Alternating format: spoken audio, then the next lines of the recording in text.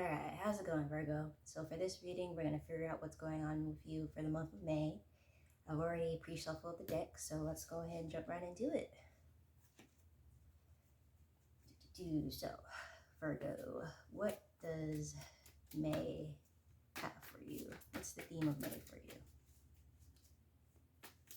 What's the theme of May?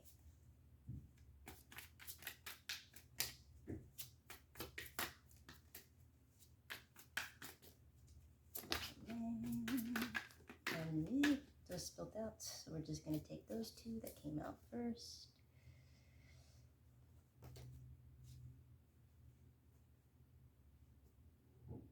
Okay. Oh, it's three. Okay. Knight of Cups, the shadow side, and Two of Cups. Okay. Me. Okay. So, what I'm getting from the cards is, oh, warning, I don't do reversals, and I read my cards a little bit differently, but rest assured, we'll get all the right information to you. Right. So what I'm getting is a little bit of conflicting energies. So the month of May is going to be a little bit of a roller coaster emotionally wise for you, Virgo. Okay, it's because there's like a decision that you kind of have to make in that between honestly staying by yourself or staying in a committed relationship. And I see kind of throughout the month of May, you're kind of like, your emotions are gonna like flip-flop to each side. So like 1 week you're gonna be like, you know what, I'm better off alone, I just want to be by myself, focus on me.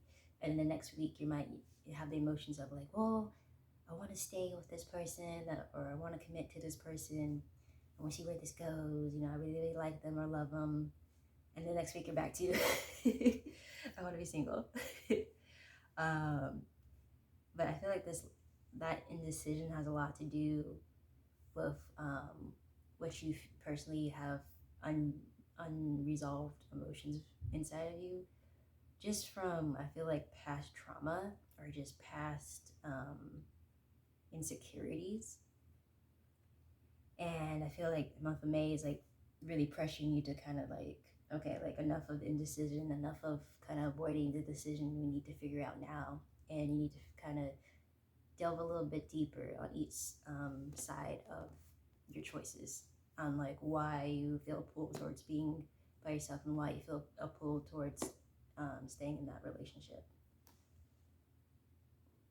Okay.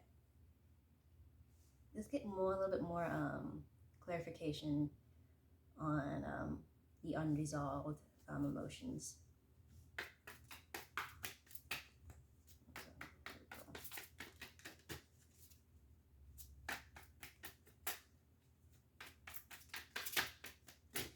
Okay, 2 cards.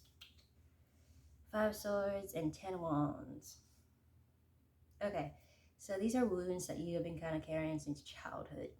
And when I mean carrying, you have not really dealt or addressed with these memories and with these feelings from that childhood. And it's becoming too heavy. It's becoming really too heavy for you. And I feel like that's kind of what's making you waver, is like you just want to be by yourself, to just because the weight is getting to the point where you can't really focus on anything else, and it's preventing you from putting your 100% into anything, whether it's romantic or your career, or for even just for like fun, like your hobbies, and really enjoying life. It's preventing you from fully being able to experience everything. And even like, so like for you wanting to be alone, it's probably, you know, just like it's too much for you to focus on anything else, so you just want to be by yourself and carry the burden by yourself. And you flip-flop to wanting to be in that relationship because a part of you wants to share that weight, wants to, and sometimes even distract yourself from that weight or from those wounds. So see if there's any advice to like that will help you kind of deal with that weight and how to address those wounds. Any advice?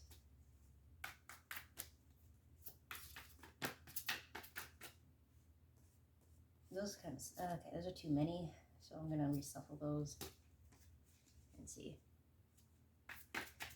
Maybe 2 cards. Okay. I don't want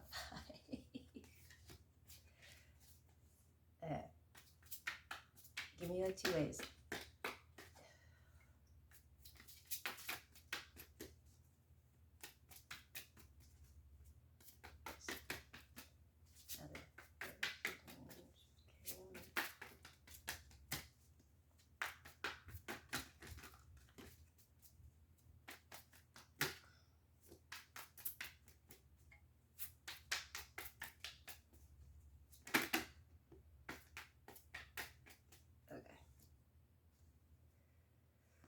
All right.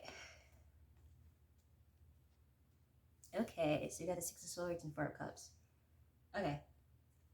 Okay, so depending. Okay, so there's not a right or wrong decision when it comes to you deciding whether you want to be by yourself or if you want to be in a committed relationship. There's no right or wrong.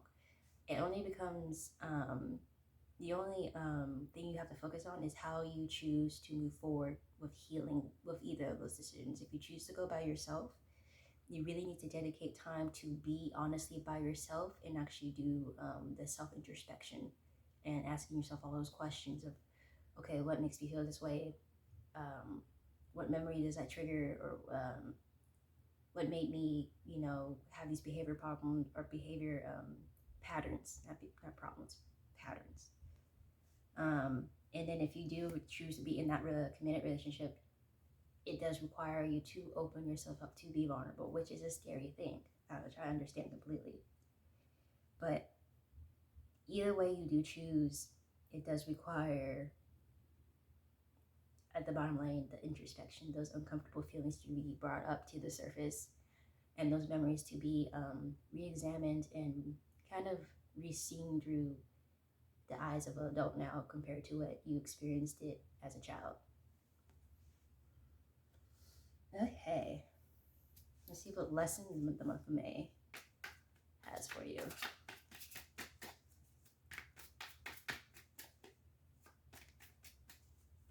Lessons for Virgo, month of May. Lessons for Virgo, month of May.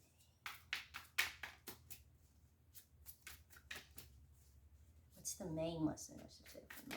Okay, yeah, you like that question better. We got the 8 of Pentacles. Okay, the main lesson for the month of May is just housekeeping, but in the sense of housekeeping of your own health, housekeeping of your own mental health or your physical health, any loose ends that you have with yourself. The month of May is often a great timing to kind of tie those up, to kind of address those things, and to kind of like really set yourself up for the rest of the year to be as functional as you can, to be as healthily as you can. It is kind of the start of your dark night of the soul kind of journey. So that's a lesson month of May. See what challenges go ahead.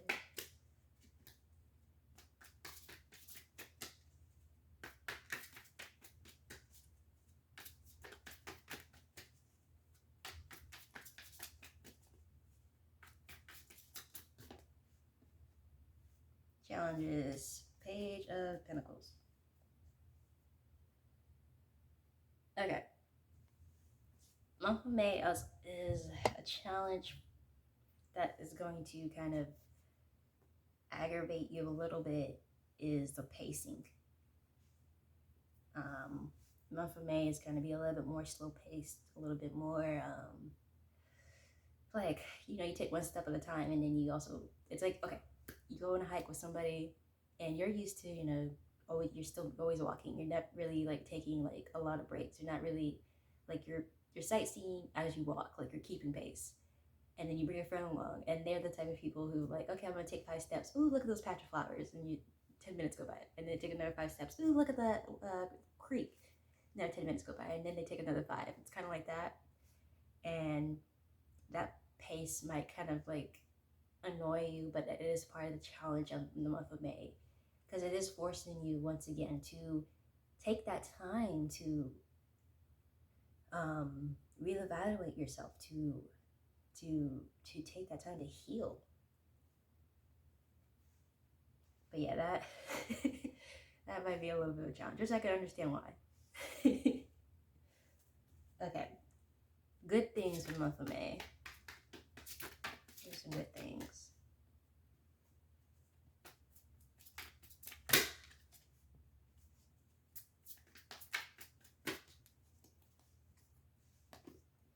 The High Priest and Five of Cups. Ooh, okay, so in the month of May, okay, because of this healing journey that month of May is putting you on, it's going to also allow you to kind of access some greater wisdom and knowledge, not just about yourself, but just kind of about the way of the world, the pace of the world, the flow of the world. And it's going to give you also, if you are have any strong spiritual beliefs or you practice, it will really strengthen your connection with your beliefs as well. But it's more of a way of like, you are really just getting and unlocking a more sense of knowledge and being like comfortable with the knowledge that you're getting and getting more confident in that sense. And then there's still like something lingering on the Five of Cups, so I'm going to try to clarify that.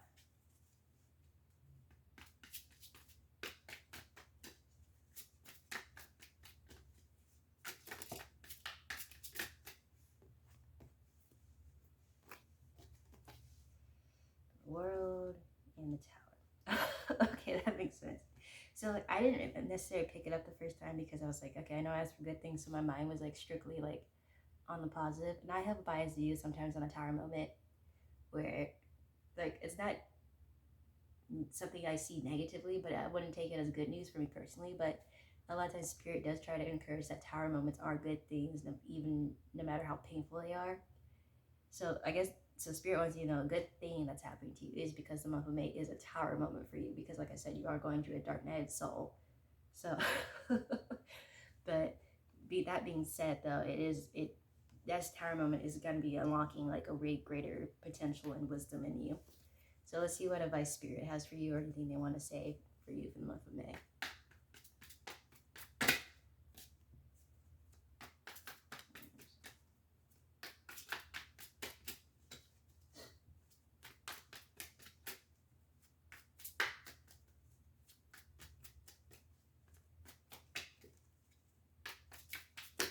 Oop, too much.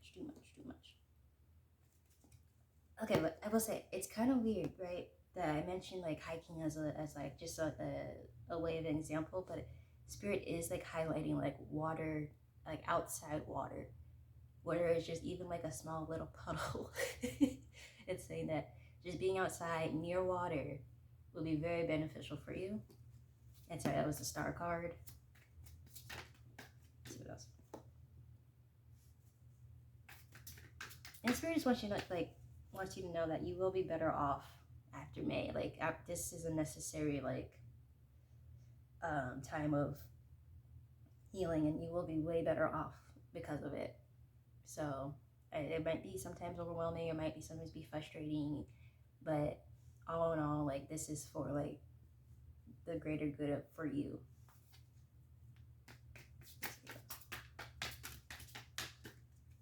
All right, one last card. Anything else spirit wants to say? Anything? Okay. All right. Well, that's all spirit has to say. I hope this reading resonated for you. Like I said, it was just a quick little monthly check-in to see what's happening for you in May. But do come back next week because I'll be doing a love reading for you guys. Please leave comments down below. Tell me if you resonated. It helps me better connect to your energies. And feel free to like or subscribe. And I'll look forward to seeing you guys next week. All right, Virgo, have a good day.